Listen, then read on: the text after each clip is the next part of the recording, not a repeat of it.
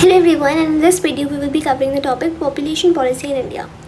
देखो, आपको ये चीज़ तो पता चल गई होगी कि जो पॉपुलेशन डायनेमिक्स है एक बहुत ही इंपॉर्टेंट मैटर है और ये क्रूशली अफेक्ट करता है हमारी डेवलपमेंटल प्रोस्पेक्ट्स को, उसकी कंट्री के पीपल की भी, उसकी कंट्री के पीपल की वेलबींग की भी और हेल्थ की भी.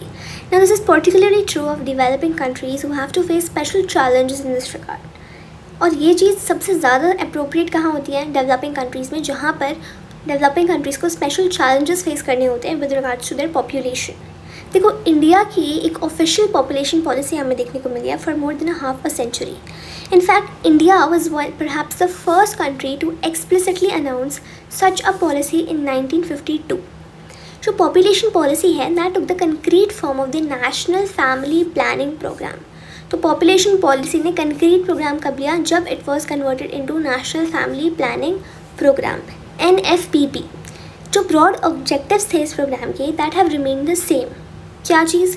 कि we are able to influence the rate and pattern of population growth in socially desirable directions. मतलब हम जो है पॉपुलेशन ग्रोथ की रेट और ग्रोथ को इन्फ्लुएंस करें सोशली डिज़ायरेबल डायरेक्शंस में.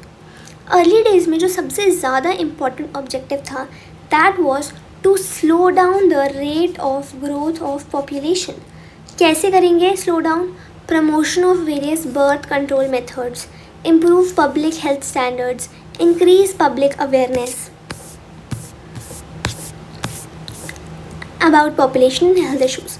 तो एक कुछ तरीके हैं जिसकी वजह से आप कम कर सकते हो rate of growth of population. ठीक है, आप पब्लिक हेल्थ स्टैंडर्ड्स को इम्प्रूव करो, पब्लिक अवेयरनेस इंक्रीज करो. Over the past half century or so, India has many significant achievements to her credit in the field of population. जो family planning programme थी ना, it has suffered a setback during the years of national emergency. तो आपको पता है हमारी country में हमें emergency देखने को मिली थी कब? In the year 1975, right. इस दौरान हमारी जो पॉपुलेशन पॉलिसी थी यहाँ पर हमें एक मेजर सेटबैक देखने को मिलता है.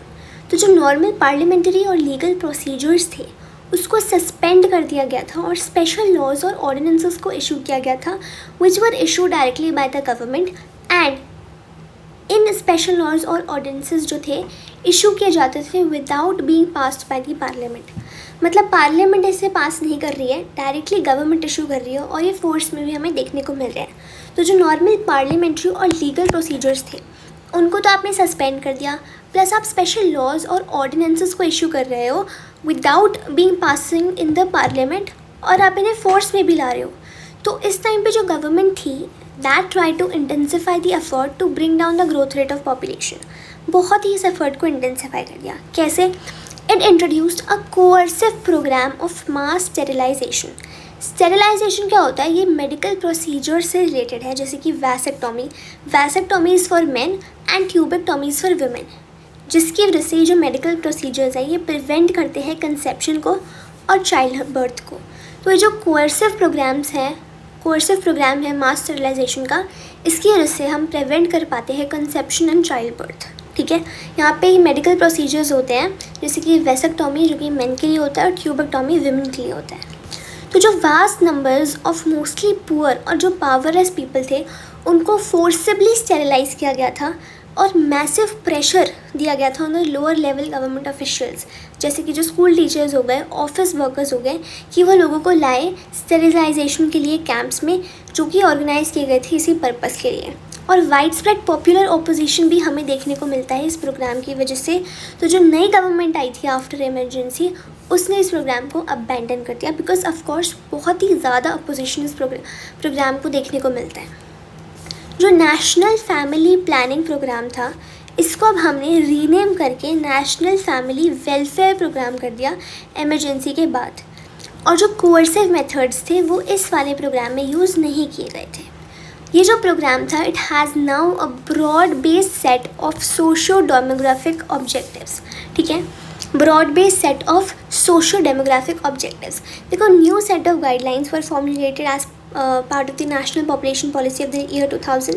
इनफैक्ट 2017 में जो गवर्नमेंट ऑफ इंडिया है it came out with national health policy 2017 in which most of the socio demographic goals were incorporated with new targets. और भी हमने इसमें नए टारगेट्स देखने को मिले.